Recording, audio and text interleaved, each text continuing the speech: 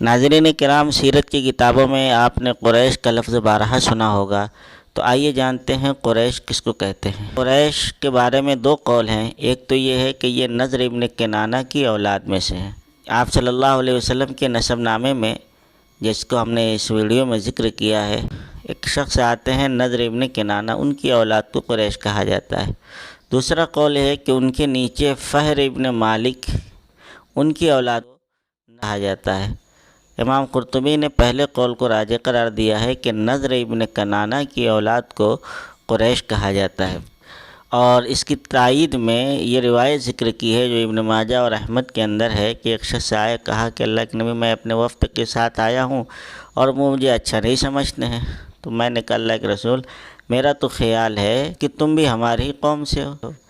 تو آپ نے فرمایا کہ ہم بنو نضر ابن کنانہ ہیں۔ تو اس کے بعد اشعث کہتے تھے کہ جب بھی کوئی آدمی نضر ابن کنانہ سے قریش کی نفی کرتا تھا تو میرا دل بولتا تھا کہ میں اس پر حد کے کوڑے لگا دوں۔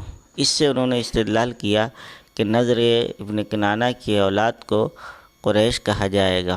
قریش عرب میں بڑا معزز اور بڑا محترم قبیلہ تھا۔ عرب کے تمام قبائل قریش کا احترام کیا کرتے تھے اور قریش کی عزت کیا کرتے تھے۔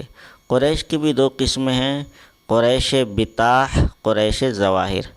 قریش بطاح، قریش کا وہ قبیلہ جو بیت اللہ الحرام کی جوار میں رہتا ہے اور قصی کے ساتھ جو حرم شریف میں داخل ہوا تھا اور وہیں مقیم ہوا حدود حرم میں۔ جبکہ ظواہر، قریش ظواہر ان کو کہتے ہیں جو مکہ کے باہر قیام پذیر ہوئے، اس کے اطراف اور میں ضواحی میں قیام پذیر ہوئے، ان کو قریش ظواہر کہا جاتا تھا۔ بہرحال قریش عرب کا بڑا معزز قبیلہ تھا۔ قرآن مجید میں قریش کے نام سے پوری صورت ہے، لِإِيلَافِ قُرَيْشٍ إِيلَافِهِمْ رِحْلَةَ الشِّتَاءِ وَالصَّيْفِ، اور قریش کے فضائل بھی روایات میں وارد ہوئے ہیں۔ قرآن بھی انہی کی زبان میں نازل ہوا۔ ایک روایت میں قریش کی 7 فضیلتیں ذکر کی گئی ہیں۔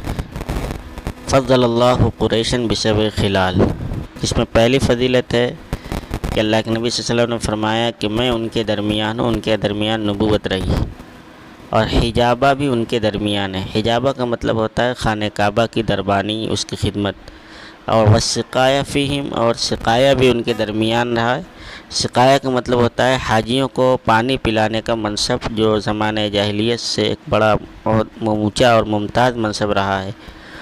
اور ایک فضیلت یہ ہے ان کی کہ اللہ نے فیل پر، یعنی ابرہہ کے لشکر پر ان کی مدد کی، اور یہ کہ انہوں نے اللہ کی 10 سال عبادت کی، جس وقت تک کوئی اور ان کے علاوہ اللہ کی عبادت نہیں کرتا تھا، اور اللہ نے ان کے بارے میں قرآن کی ایک سورت اتاری، پھر آپ نے سورہ لإِيلَافِ قریش تلاوت فرمائی۔